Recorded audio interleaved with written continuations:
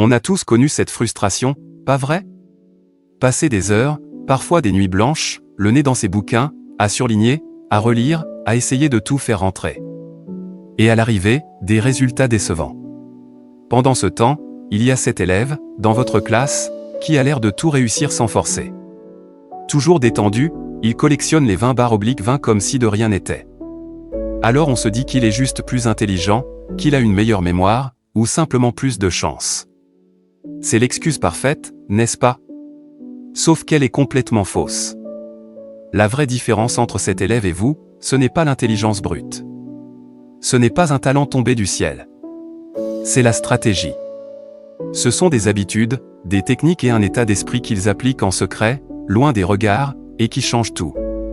La bonne nouvelle, c'est que ces secrets ne sont pas des dons du ciel. Ce sont des méthodes que n'importe qui, et donc vous, peut apprendre et utiliser. Et si je vous disais que les élèves qui ont les meilleures notes ne sont pas forcément ceux qui travaillent le plus?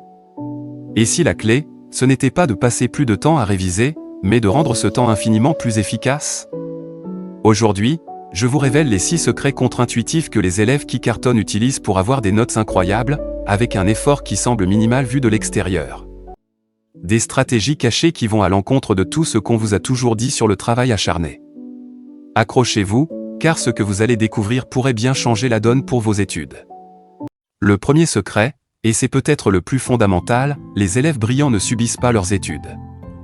Ils les pilotent. Pendant que l'étudiant classique ouvre son livre au chapitre 1 et commence à lire, l'étudiant brillant fait l'exact opposé. Il commence par la fin. Il va regarder les annales, les exercices à la fin du chapitre, le plan de cours. Il se pose une question cruciale, concrètement, qu'est-ce que je dois être capable de faire avec ce cours? Pas qu'est-ce que je dois savoir, mais qu'est-ce que je dois faire? La nuance est énorme. La première approche mène à une accumulation passive de savoir, la seconde à un apprentissage actif et ciblé. Cet élève identifie les compétences attendues, analyser un document, résoudre ce type de problème, construire une argumentation.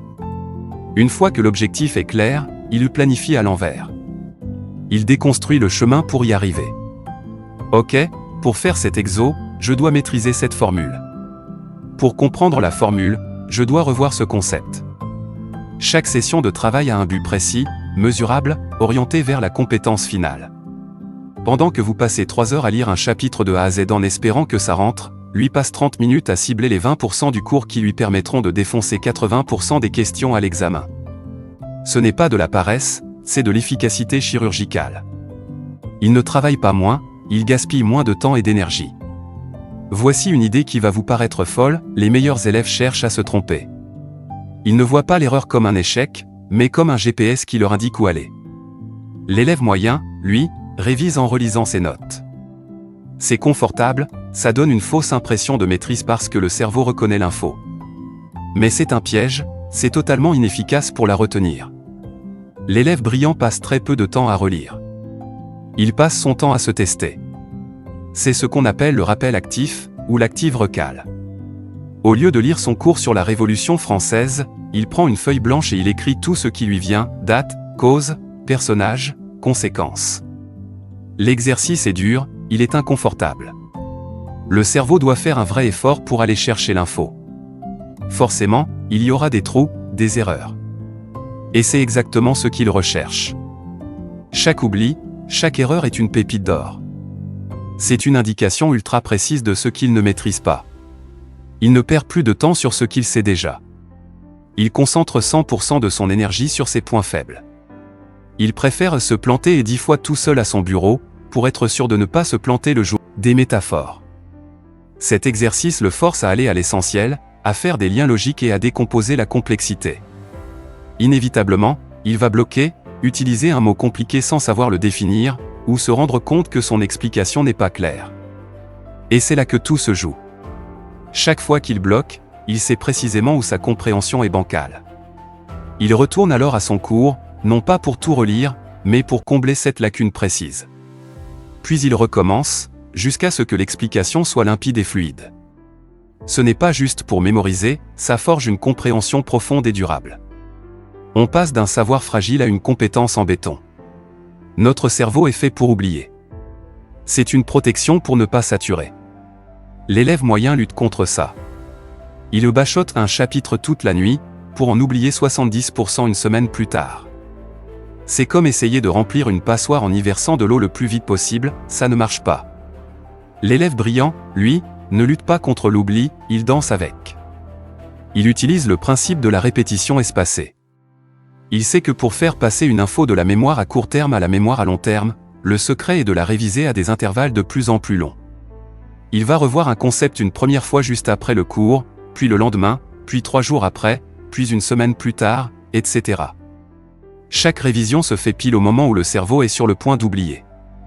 Cet effort de sauvetage de l'info renforce la connexion dans le cerveau de manière exponentielle. Ça donne l'impression de moins travailler, car les sessions de révision sont très courtes, parfois juste 5 minutes, mais elles sont planifiées sur la durée. Résultat, il ne bachote jamais. Son savoir se construit couche par couche, comme des lasagnes. Il arrive à l'examen non pas avec une tête pleine qui va exploser, mais avec un esprit structuré où tout est ancré en profondeur. Soyons honnêtes, à quoi ressemble votre bureau? Le téléphone est juste là, vibrant à chaque notif. Vous avez 15 onglets ouverts, dont la moitié sont des réseaux sociaux. L'élève moyen pense qu'il peut gérer ça, il croit au mythe du multitâche. La vérité, c'est que chaque micro-distraction, même un coup d'œil de 2 secondes, pulvérise votre concentration et vous coûte une énergie folle pour vous y remettre. L'élève brillant est impitoyable avec les distractions. Il ne compte pas sur sa volonté pour y résister, parce qu'il sait que la volonté, c'est comme une batterie, elle se vide. À la place, il organise son environnement pour rendre la distraction impossible. Le principe est simple, ne même pas se laisser tenter. Avant de bosser, le téléphone est en mode avion, dans une autre pièce. Il utilise des bloqueurs de sites web. Il s'isole dans un endroit calme. Il se crée un cocon de concentration. En faisant ça, il n'a plus à lutter. Toute son énergie est dirigée vers une seule chose. C'est pour ça qu'il peut abattre en 50 minutes de travail intense ce que l'élève moyen, sans cesse interrompu, peine à faire en 3 heures. La clé n'est pas une volonté de faire, mais une architecture de travail intelligente. Ce dernier secret n'est pas une technique, mais un état d'esprit. Et c'est sans doute le plus puissant. Face à une mauvaise note ou un cours difficile, l'élève moyen pense « Je suis nul en maths, je n'y arriverai jamais ». C'est ce que la psychologue Carol Dweck appelle un état d'esprit fixe. Pour lui, l'intelligence est un don. L'échec est la preuve qu'il ne l'a pas. L'élève brillant, lui, adopte un état d'esprit de croissance. Face à la même difficulté, il se dit « Ok, je ne comprends pas encore ce point, cette mauvaise note me montre où je dois progresser ». Il voit ses capacités comme un muscle qui peut se développer avec de l'effort et la bonne stratégie. L'échec n'est pas une sentence, c'est un feedback.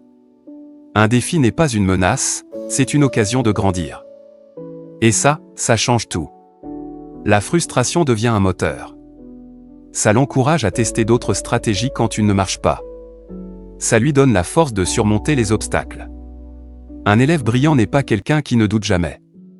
C'est quelqu'un qui a appris à voir les obstacles non pas comme des murs, mais comme des escaliers. Voilà, vous, arrêtez de croire que la réussite est réservée à une élite née avec un cerveau différent. C'est un mythe qui vous maintient dans l'effort stérile et la frustration. La réussite est le fruit de la méthode, pas de la magie. En appliquant ne serait-ce qu'une de ces stratégies, vous verrez une différence énorme dans vos notes et, surtout, dans votre confiance en vous.